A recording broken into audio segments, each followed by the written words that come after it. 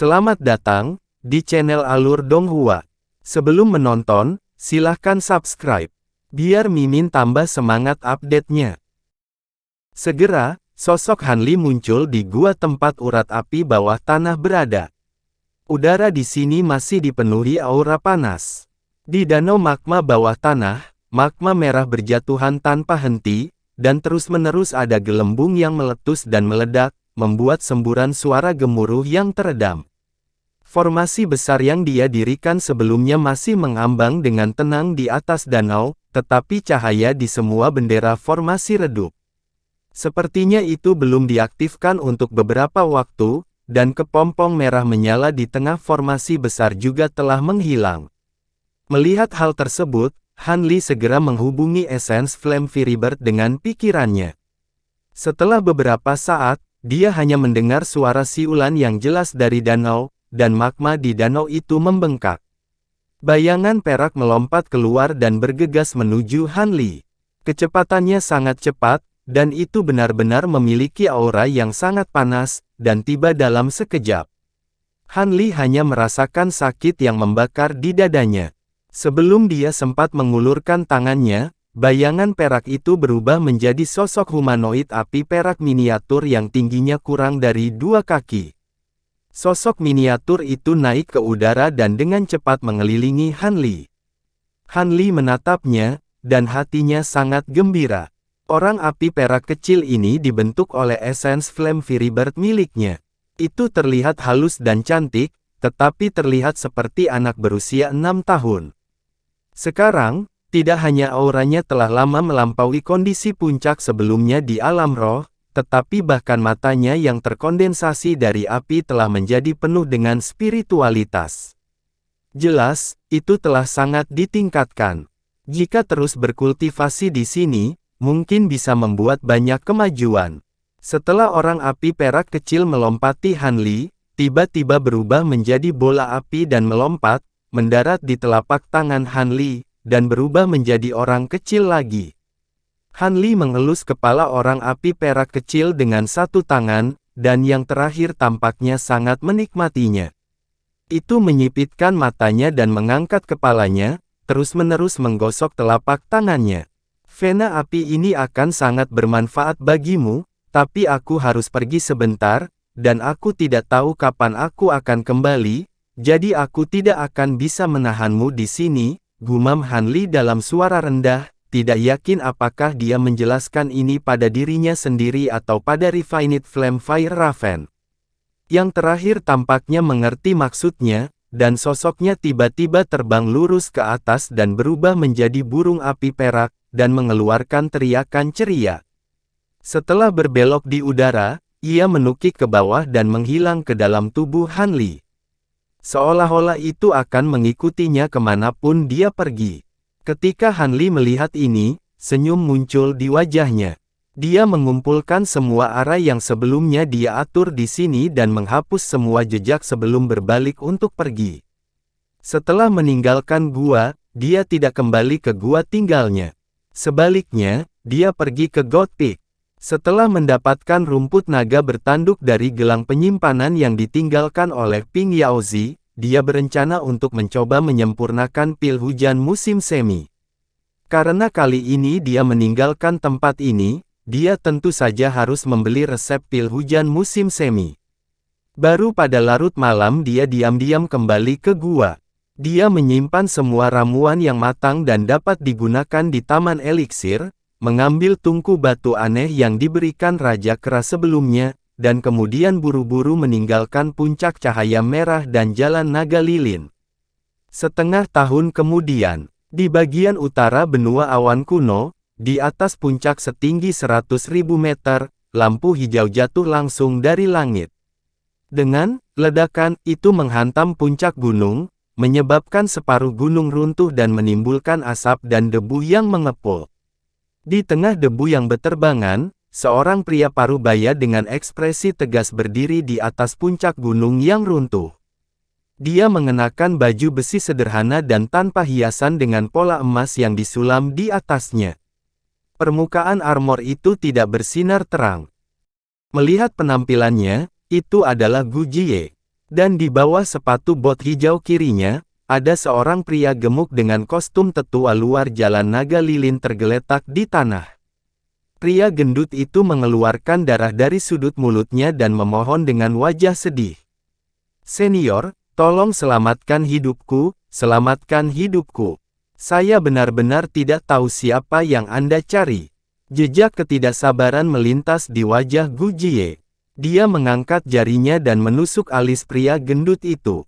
Sebuah cahaya menyala di kedua jarinya, dan seutas sutra hijau melesat langsung ke kepala pria gendut itu. Pria gendut itu mengeluarkan erangan teredam dan kehilangan kesadaran. Setelah beberapa saat, Gu Jie menarik kembali jarinya, mendengus dingin, dan menamparkan kepala pria gendut itu. Kepala pria gendut itu meledak seperti semangka matang, materi merah dan putih terciprat kemana-mana. Di kepala, ada nas chainsaw emas kecil tanpa spiritualitas apapun. Itu terikat erat oleh sutra hijau. Cahaya keemasan di tubuhnya berangsur-angsur meredup hingga benar-benar kehilangan warna spiritualnya dan berubah menjadi abu. Gu Jie berdiri di tempat yang sama tanpa bergerak. Wajahnya muram seperti sedang memikirkan sesuatu. Setelah beberapa saat, dia melambaikan tangannya. Sebuah cahaya melintas di depannya, dan 8 topeng binatang biru aqua muncul di udara. Kemudian, dia mengulurkan tangannya dan meraup di depannya. Topeng kuda hijau terbang keluar dari bawah pria gendut itu dan melayang berdampingan dengan topeng lainnya. "Aku tidak menyia-nyiakan waktuku di sini. Akhirnya aku menggali sesuatu yang berguna. Itu benar-benar ada di jalan naga lilin." Gu Jie menatap topeng di depannya dan berkata dengan enteng. Setelah itu, telapak tangannya mencengkeram udara dengan ganas, dan topeng yang melayang di depannya meledak dan berubah menjadi bubuk. Kemudian, tubuh pria itu memancarkan cahaya hijau, dan sosoknya menjadi kabur dan menghilang. Beberapa bulan kemudian, di sebuah lembah tersembunyi di sebelah timur barisan pegunungan Belt. Di pintu masuk lembah, sebuah jurang besar dengan lebar lebih dari 100 meter terbentang dari salju hingga ujung lembah. Dimanapun jurang itu lewat, es dan salju mencair, dan ada banyak lumut basah dan ilalang pendek yang tumbuh di bebatuan hitam yang terbuka. Di tebing di bagian terdalam lembah, ada sosok kurus yang menempel erat di bebatuan oleh rumpun tanaman merambat hijau. Garis darah merah gelap mengalir dari kepalanya ke tubuhnya. Jika bukan karena tanaman merambat yang menahannya, dia akan terbelah menjadi dua dan jatuh ke samping. Wajahnya sangat biasa, tetapi dia memiliki sepasang mata kecil seperti tikus. Itu tak terlupakan. Pada saat ini, seorang pria parubaya berbaju hijau melayang di depannya. Itu adalah Gu Jie. Dia juga menggendong pria kecil nas chainsaw yang bersinar dengan cahaya keemasan. Itu berjuang dengan panik, tetapi tidak ada gunanya. "Bicaralah, siapa orang-orang yang membunuh Ping Yaozi bersamamu hari itu, dan di mana mereka sekarang?" Gu Jie bertanya dengan enteng. "Bahkan jika kamu adalah tetua emas abadi dari Istana Abadi, kamu tidak punya hak, tidak berhak untuk melanggar jalan naga lilin. Master sekteku tidak akan pernah membiarkanmu pergi." Suara pria kecil Denas Chainsaw terputus-putus, bercampur dengan jejak ketakutan, tapi dia masih berharap untuk meminjam kekuatan sekte untuk memaksa pihak lain mundur. "Aku tahu ada batasan dalam nas chainsaw-mu, jadi aku tidak bisa menyelidikinya dengan paksa. Namun, saya yakin Anda seharusnya sudah mendengar tentang teknik benih baru lahir, bukan? Saya memiliki tanah jahat air mengerikan yang bagus di sini.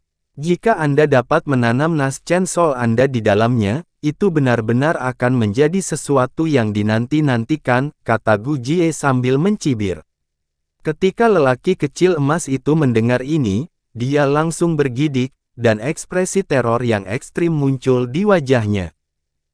Teknik nas chainsaw semacam ini adalah metode untuk memperbaiki nas chainsaw saat rusak.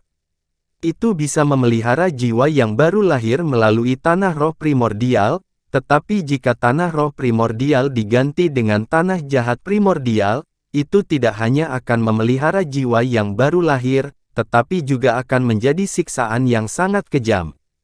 Setelah jiwa yang baru lahir ditanam di tanah jahat, ia akan terus-menerus diserang oleh tanah jahat. Itu akan terus merasakan rasa sakit jiwa yang terkoyak, dan secara bertahap akan berubah menjadi bagian dari tanah jahat. Proses ini akan berlangsung selama jutaan tahun, dan tidak mungkin dibalik. Bahkan akan kehilangan kemungkinan reinkarnasi. Melihat Naschen Sol terdiam untuk waktu yang lama, Gu Jie berkata sambil mencibir, tampaknya kamu tidak akan meneteskan air mata sampai kamu melihat peti mati. Dengan itu, dia memutar pergelangan tangannya, dan pembakar dupa berkaki 3 muncul di telapak tangannya. Tidak ada pembakaran dupa di pembakar dupa, dan itu diisi dengan tanah hitam seperti minyak. Ada bau busuk yang keluar dari tanah, dan ada gelembung hitam berkilau di permukaan tanah. Ketika Naschen Sol emas melihat pembakar dupa, dia langsung ketakutan, dan harapan terakhir di hatinya menghilang. Dia hanya bisa berteriak, aku bilang, mereka berdua. Nyatanya, dia tidak mengetahui identitas sebenarnya dari Lin Jiu dan pria kecil emas itu. Namun, di bawah kekuatan absolut dan ancaman menakutkan dari pria lapis baja hijau itu, dia tidak punya pilihan selain memberi tahu pria lapis baja hijau itu semua yang dia tahu. Ketika pria berarmor hijau itu mendengar ini, senyum sinis muncul di wajahnya.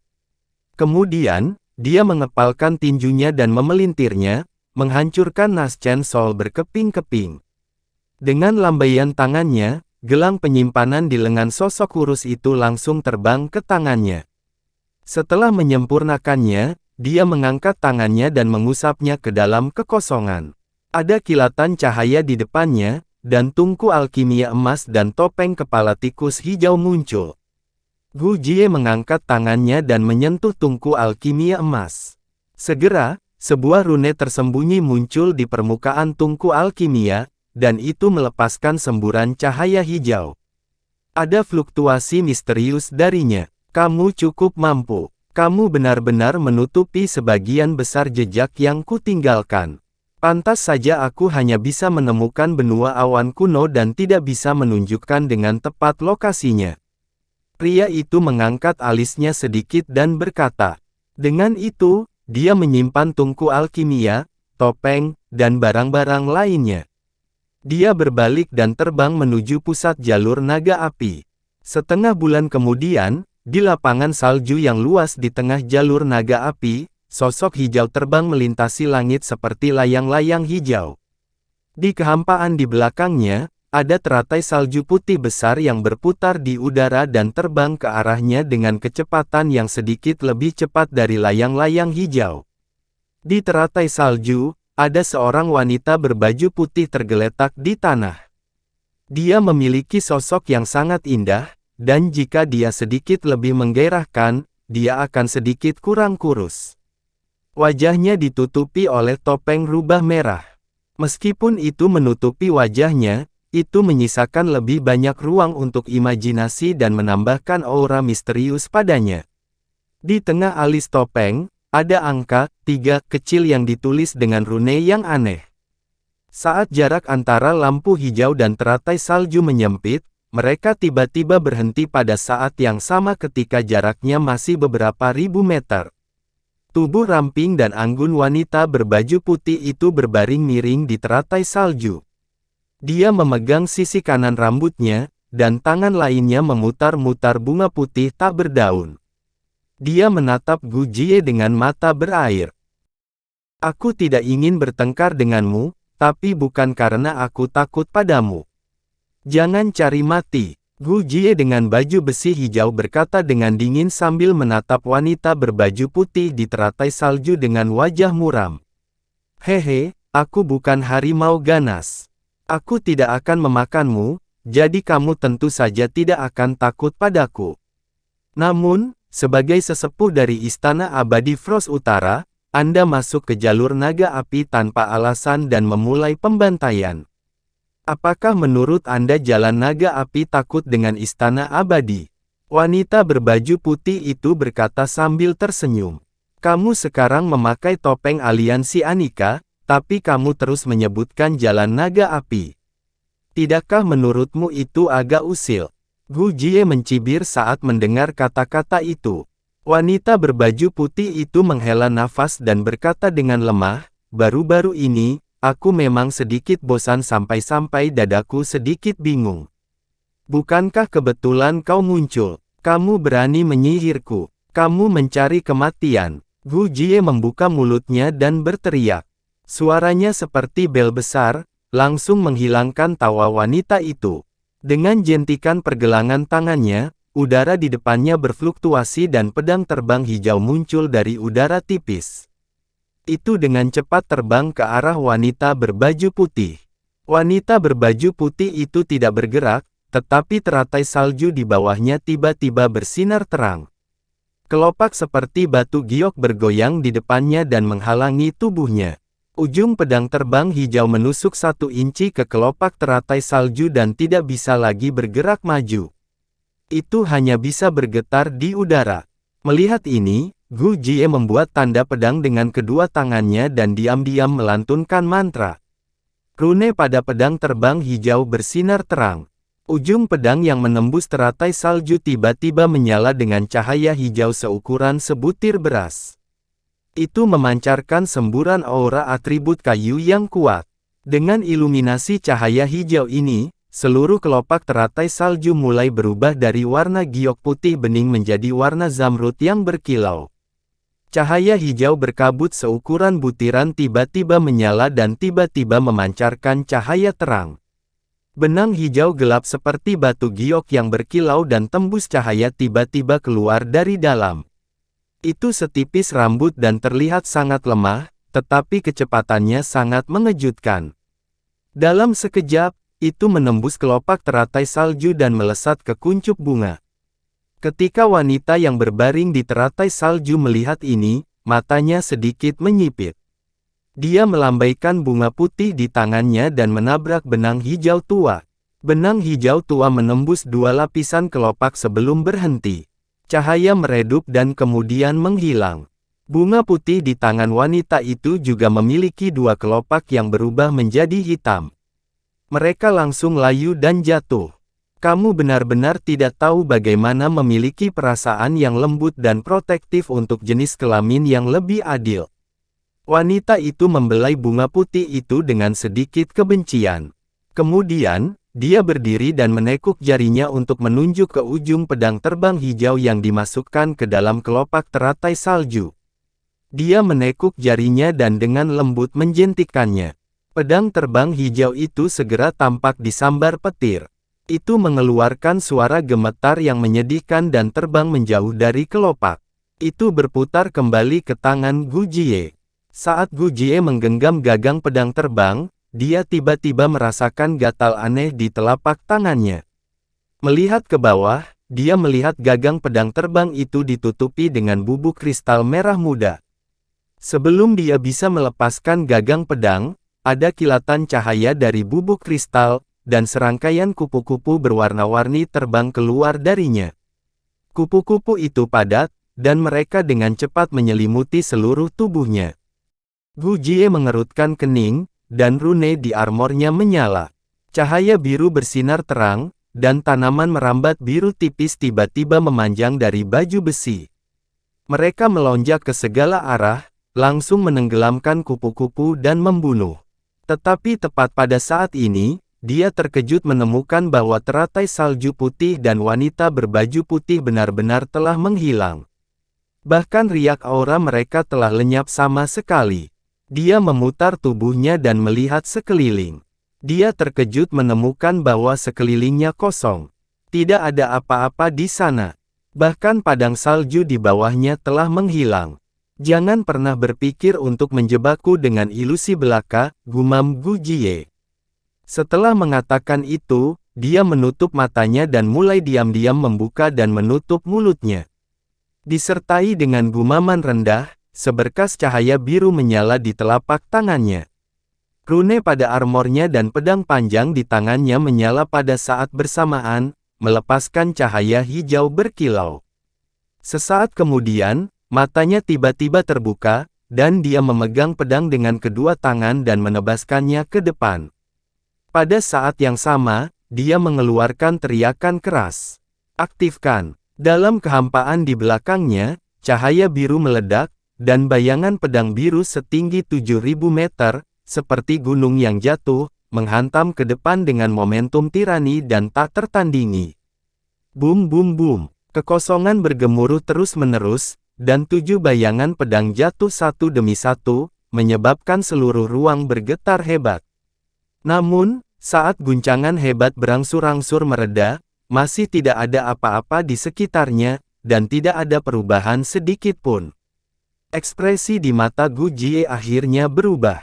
Pada saat ini, dia menyadari bahwa dia tampaknya berada dalam ruang kehampaan mutlak.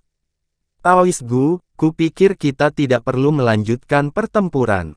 Bisakah kita duduk dan berbicara sekarang? Pada saat ini, suara wanita berbaju putih tiba-tiba terdengar di kehampaan di sekitarnya.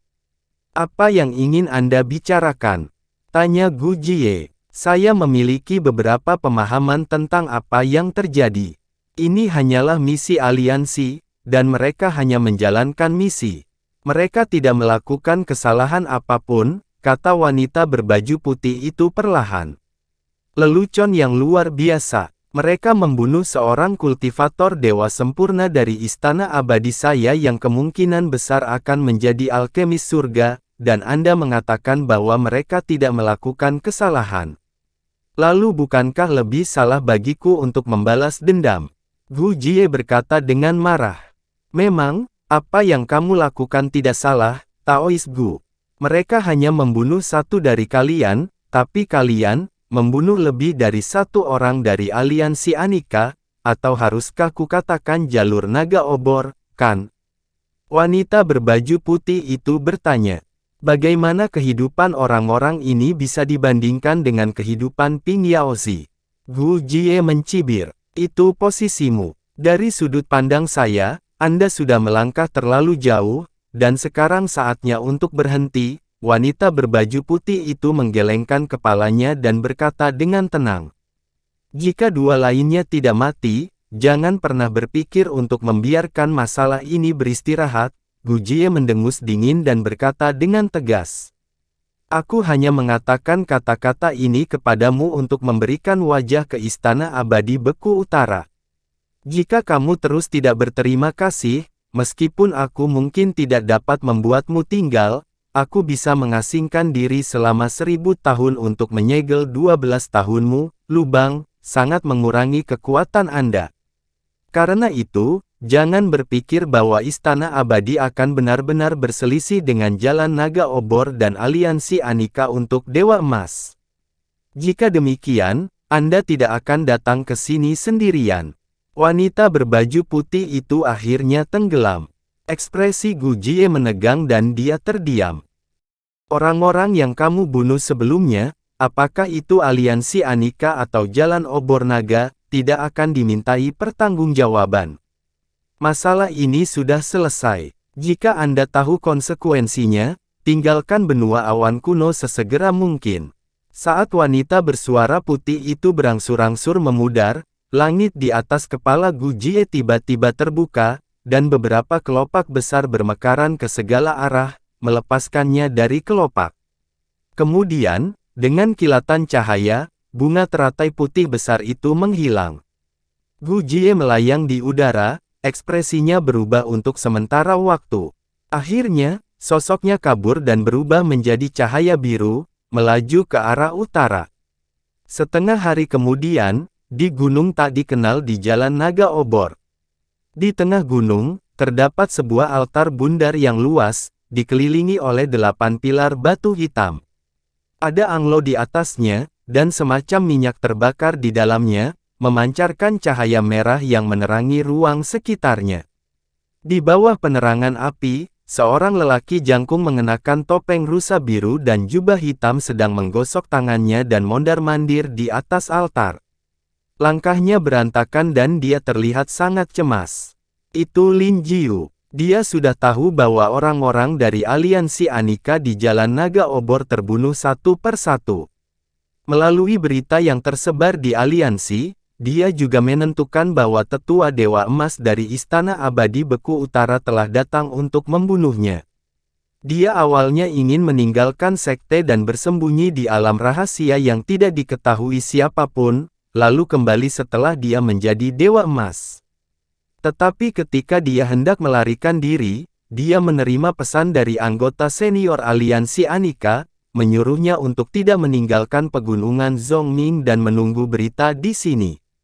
Dia menunggu hampir setahun, tetapi tidak ada kabar sama sekali, yang membuatnya sedikit khawatir. Pada saat ini, di tengah altar, cahaya putih tiba-tiba bersinar, dan teratai salju putih bermekaran di udara. Cahaya putih menyala, dan seorang wanita berbaju putih muncul. Yun, senior Lin San, Lin Jiu buru-buru menyapa dan menyapanya. Masalah Gu Jie tidak lagi menjadi masalah. Namun, jangan menginjakkan kaki di benua beku gelap selama 1000 tahun ke depan, kata wanita berbaju putih dengan acuh tak acuh. Terima kasih, senior Lin San, telah membantuku. Lin Jiu buru-buru membungkuk dan berkata dengan hormat. Aku sudah membalas budi yang aku berutang padamu sebelumnya. Jika hal seperti ini terjadi lagi di masa depan, aku tidak akan membantumu lagi. Kamu sendirian, kata wanita berbaju putih dengan acuh tak acuh. Sosoknya berubah menjadi sinar cahaya putih dan menghilang sebelum menghilang. Lin Jiu hanya bisa tersenyum pahit dan tunduk pada kehampaan. Kemudian, dia melepas topeng rusa di wajahnya, dan tubuhnya tiba-tiba menyusut, berubah menjadi pria pendek dan gemuk yang mengenakan jubah emas mewah. Itu adalah Xiong San. Di luar benua awan kuno, di laut aliran timur, ada laut biru tua yang tidak membeku. Ada sebuah pulau berbentuk cincin di laut, dan di bawah pulau itu ada parit hitam pekat yang dalamnya puluhan ribu kaki. Di kedalaman parit ini, ada sebuah tablet batu putih keabu-abuan setinggi 10 kaki.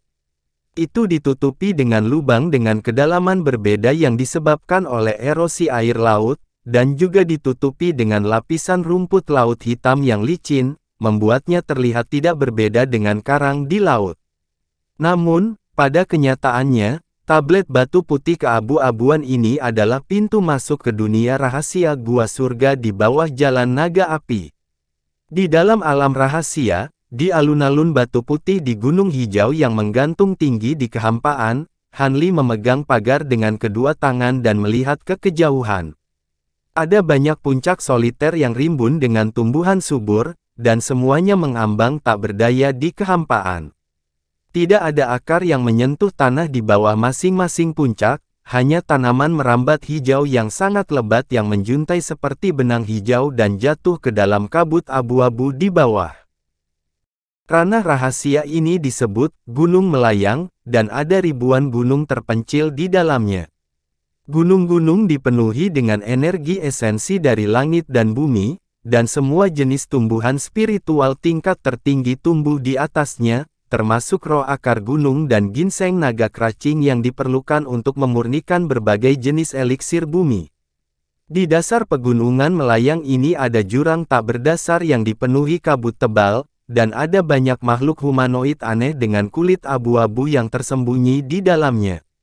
Tidak ada catatan nama asli mereka, jadi orang-orang dari jalur naga api menamakan mereka hantu putih berdasarkan penampilan mereka. Dalam keadaan normal, hantu putih ini tidak akan pernah meninggalkan jurang dan datang ke pegunungan Melayang, tetapi setiap beberapa tahun, kabut tebal di jurang akan naik dan menyebar ke pegunungan Melayang di atasnya. Pada saat ini, sejumlah besar hantu putih akan bergegas keluar dari kedalaman jurang dan bergegas ke pegunungan Melayang yang diselimuti kabut untuk mengumpulkan berbagai ramuan spiritual di pegunungan. Begitu mereka diblokir oleh para kultivator, mereka akan berkonflik dan berkelahi. Kekuatan tempur hantu putih ini tidak terlalu kuat, tetapi ada banyak, dan masing-masing ganas dan tidak takut mati. Dalam beberapa konflik skala besar dalam sejarah, tidak ada pihak yang bisa mendapatkan keuntungan apapun. Kemudian, untuk menghentikan hantu putih sekali dan untuk selamanya, seorang guru Tao di jalur naga api yang pandai dalam formasi membuat batasan yang kuat di bawah pegunungan melayang, yang dapat mencegah kabut tebal naik. Dengan demikian, invasi hantu putih benar-benar dihentikan. Sayangnya, masa-masa indah itu tidak berlangsung lama. Orang-orang segera menemukan bahwa tanpa penyebaran kabut tebal, produksi ramuan spiritual di pegunungan melayang di alam rahasia menurun dari tahun ke tahun, dan ramuan spiritual seperti roh akar gunung langsung punah, dan tidak ada satupun bisa dilihat. Pada saat ini, para kultivator jalan naga api menyadari bahwa ada sistem simbiosis unik di alam rahasia ini, yang akan memengaruhi seluruh tubuh dengan sedikit perubahan. Setelah itu, Guru Tao menghapus formasi pembatas dan tidak lagi menghalangi munculnya kabut tebal. Dia juga meninggalkan larangan selama hantu putih tidak menyerang pegunungan melayang yang diselimuti oleh kabut tebal, mereka tidak akan melawannya. Namun, untuk menghindari kecelakaan, selain sejumlah besar murid tahap tempering spasial dan pelayan boneka, setidaknya satu tetua alam abadi sejati harus ditempatkan di alam rahasia sepanjang tahun.